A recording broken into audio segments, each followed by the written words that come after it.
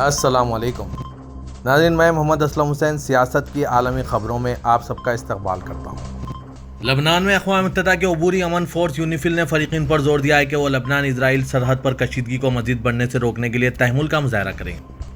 عبوری امن فورس، جو کہ لبنان اور اسرائیل کے درمیان بلو لائن کے طور پر متعین سرحد کی نگرانی کا ذمہ دار ہے، اس نے لبنانی سرزمین سے اسرائیل کی طرف سے داغے جانے والے راکٹوں اور اسرائیل کی جانب سے جوابی کارروائی سے شروع ہوئی کشیدگی کے حوالے سے ایک تحریری بیان شائع کیا، یہ بتاتے ہوئے کہ وہ کشیدگی کو مزید سنگین سطح تک پہنچنے سے روکنے کے لیے دونوں فریقوں کے ساتھ رابطے میں ہے۔ یونیفل نے کہا ہے کہ اس کی فوج ڈیوٹی پر مامور رہے گی۔ بیان میں دونوں فریقوں پر زور دیا گیا کہ وہ تحمل سے کام لیں تاکہ سلامتی کی صورتحال کو مزید خراب ہونے سے روکا جا سکے۔ اسرائیلی فوج نے اعلان کیا کہ لبنان سے اسرائیل میں ایک فوجی چیک پوسٹ پر راکٹ حملہ کیا گیا اور اس حملے کا جواب توپ خانے سے دیا گیا۔ لبنان میں حزب اللہ نے اسرائیلی سرحد پر عسکری پوائنٹ پر حملے کی ذمہ داری بھی قبول کی ہے۔ اسرائیلی فوجیوں کی جانب سے آج اتوار کو بھی حماس کے عسکری پسندوں کو پسپا کرنے کے لیے حملوں کا سلسلہ جاری ہے، ایک دن بعد جب وہ غزہ کی ناکہ بندی سے باہر نکلے اور ایک غیر معمولی حیرت انگیز حملے میں قریبی اسرائیلی برادریوں میں گھس آئے، جبکہ اسرائیل کے جوابی حملوں نے غزہ میں عمارتیں مسمار کر دی اور اس کے وزیر اعظم نے کہا کہ ملک جنگ میں تبدیل ہو گئی۔ چونکا دینے والے وسعت کے حملے میں حماس کے بندوق بردار غزہ کی پٹی سے باہر 22 مقامات پر گھس آئے، جن میں غزہ کی سرحد سے 24 کلومیٹر دور قصبات اور دیگر کمیونٹیز شامل ہیں۔ متعدد اسرائیلی میڈیا کی جانب سے رپورٹ کیا گیا ہے کہ حماس کی اسرائیل پر وسیع پیمانے پر دراندازی سے مرنے والوں کی تعداد 600 ہو گئی ہے، جبکہ فلسطین میں بھی تقریباً 300 افراد ہلاک ہو چکے ہیں۔ کئی عبادت گاہوں کو نقصان پہنچایا گیا ہے۔ فلسطین غزہ کی خبروں کو میڈیا کی جانب سے شائع نہیں کیا جا رہا ہے۔ غزہ کے حملوں کو بتایا جا رہا ہے، لیکن اسرائیلی جارحیت کو چھپایا جا رہا ہے۔ چین کی وزارت خارجہ نے کہا ہے کہ چین کو فلسطینیوں اور اسرائیل کے درمیان حالیہ کشیدگی پر بڑی تشویش ہے۔ چینی وزارت خارجہ نے کہا کہ چین بین الاقوامی برادری کے ساتھ کام کرتا رہے گا تاکہ امن کی راہ نکل آئے۔ اس نے عالمی برادری سے کہا ہے کہ وہ فوری فلسطین اور اسرائیل کے درمیان امن بات چیت کی بحالی میں مدد کریں۔ اس نے کہا کہ امن وسائی کو زیادہ عرصے تک معطل نہیں رکھا جا سکتا۔ اس جھگڑے کے حل کا بنیادی راستہ دو مملکتی حل اور آزاد ریاست فلسطین کا قیام ہے۔ پوپ فرانسس نے آج اتوار کے دن اسرائیل میں جو ہو رہا ہے اس پر دکھ کا اندیشہ ظاہر کیا۔ انہوں نے سینٹ پیٹرز اسکوائر میں مہلوکین کے لیے دعا کی۔ پوپ نے کہا کہ دونوں طرف سے حملے رکنے چاہیے۔ دہشت گردی اور جنگ سے کوئی حل نہیں نکلتا، صرف ہلاکتیں ہوتی ہے۔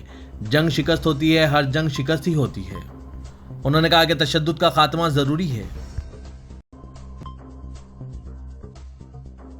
رومانیہ کی وزارت خارجہ نے کہا ہے کہ اس نے کل رات 2 علیحدہ پروازوں کے ذریعے 346 رومانیوں اور دیگر غیر ملکی شہریوں کو بحفاظت اسرائیل سے نکال لیا ہے۔ وزارت نے آج اتوار کے دن کہا کہ ایک موبائل قونصلر ٹیم رومانیہ کے تل ابیب میں واقع سفارتخانہ اور رملہ میں واقع نمائندہ دفتر سے ایئرپورٹ بھیجی گئی تھی۔ ہفتے کے دن وزارت نے اسرائیل پر حماس کے راکٹ حملوں کی سخت مذمت کی۔ اس نے کہا کہ اسرائیل کو اپنے دفاع کا پورا حق حاصل ہے۔ اسلامی تعاون تنظیم نے فلسطینیوں کے خلاف اسرائیلی جارحیت کی مذمت کرتے ہوئے عالمی برادری سے مطالبہ کیا ہے کہ مظلوم فلسطینیوں کو تحفظ فراہم کیا جائے۔ تنظیم کا کہنا ہے کہ عالمی برادری اپنا اثر و رسوخ استعمال کرتے ہوئے مداخلت کرے اور فلسطینیوں کے خلاف اسرائیلی جارحیت رکوائے۔ اسرائیلی جارحیت کے نتیجے میں سینکڑوں فلسطینی ہلاک اور ہزاروں زخمی ہوئے۔ علاقائی عدم استحکام کی وجہ اسرائیلی قبضہ عالمی قراردادوں کو تسلیم نہ کرنا ہے۔ اسلامی تعاون تنظیم کے مطابق علاقائی عدم استحکام کی وجہ سے اسرائیل کی جانب سے فلسطینیوں کی روزانہ بنیاد پر نسل کشی اور فلسطینی علاقوں پر حملے ہو رہے ہیں۔ اعلامیہ میں کہا گیا ہے کہ عالمی برادری فلسطینی عوام کا تحفظ یقینی بنانے کے علاوہ فلسطینی علاقوں سے صہیونی قبضہ ختم کرانے کے لیے سنجیدہ سیاسی عمل کے لیے تعاون کریں اور اسرائیلی قبضہ ختم کرا کر فلسطینی ریاست قائم کی جائے۔ حماس کی عسکری شاخ عزا الدین القسام بریگیڈ کے ترجمان نے پیغام میں کہا ہے کہ زیر حراست اسرائیلیوں کی تعداد اسرائیلی وزیر اعظم کے بیان کردہ تعداد سے کہیں زیادہ ہے، جنہیں غزہ کی پٹی کے مختلف علاقوں میں رکھا گیا ہے۔ حماس ترجمان نے دعویٰ کیا کہ آپریشن باقاعدہ منصوبہ بندی کے ساتھ کیا گیا۔ اسرائیلی علاقے میں داخلے اور میزائل حملے بھی سوچی سمجھی کارروائی کا حصہ تھے۔ اس آپریشن کے بیشتر نکات ہماری منصوبہ بندی کے مطابق چل رہے ہیں۔ یاد رہے کہ گزشتہ روز حماس نے عرب اسرائیلی جنگ کی 50ویں سالگرہ پر الگ صبح پہلی بار غزہ سے بیک وقت بڑی بحری اور فضائی کارروائی کر کے سینکڑوں حملے کیے۔ موبائل گیم PUBG کے ذریعے لڑائی میں حملوں کے جو جھلکیاں پیش کیے جاتے ہیں اسرائیل میں حماس کے حملوں میں دیکھنے میں آئے ہیں۔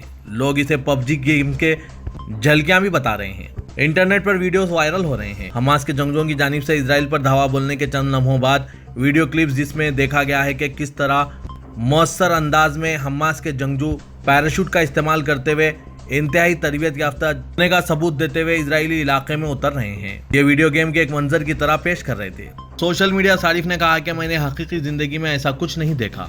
7 अक्टूबर बरोज़ हफ्ते की सुबह मकबूजा गाजा की पट्टी के करीब जनूबी इजरायली किबुत्स ऑफ रैनम में एक म्यूजिक फेस्टिवल जारी था जब हमास के अस्करियत पसंदों ने हमला किया। पार्टी जाने वाले हैरान रह गए जब उन्होंने जंगजों को उतरते हुए और इलाके का कंट्रोल संभालते देखा।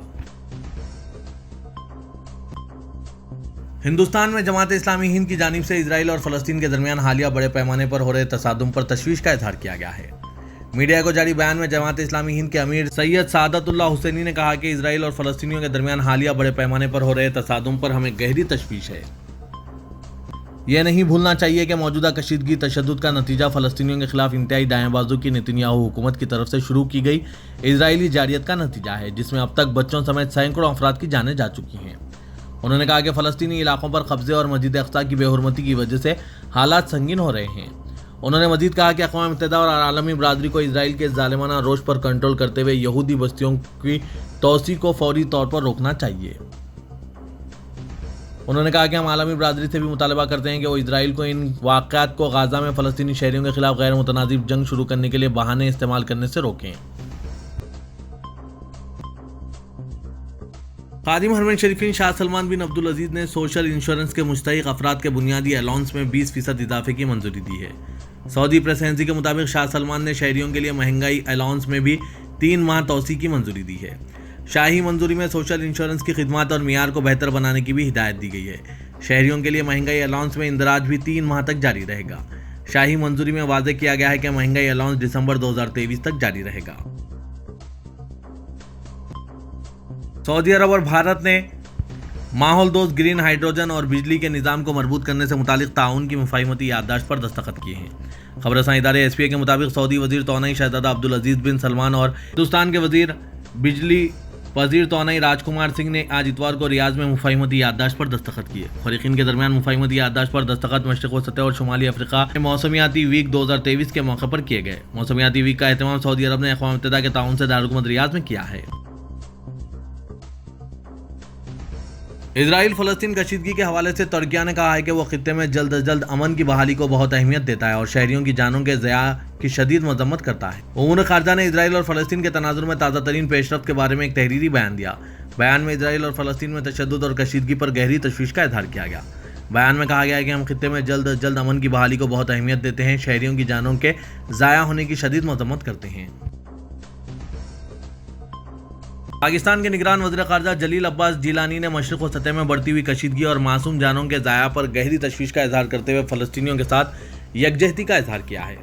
आज इतवार को सोशल मीडिया प्लेटफॉर्म पर जारी बयान में निगरान वज़ीर ख़ारजा ने कहा है कि फ़लस्तीनियों के साथ खड़े हैं और इजराइल मकबूजा अफवाज की जानिब से तशद्दुद और जबर के फौरी खात्मे का मुतालबा करते हैं। उन्होंने मजीद कहा कि अक़वाम मुत्तहिदा की करारदादों और 1967 से पहले की सरहदों की बुनियाद पर एक काबिल अमल और ख़ुद मुख्तार फ़लस्तीनी रियासत का क़याम अमल में आना ज़रूरी है।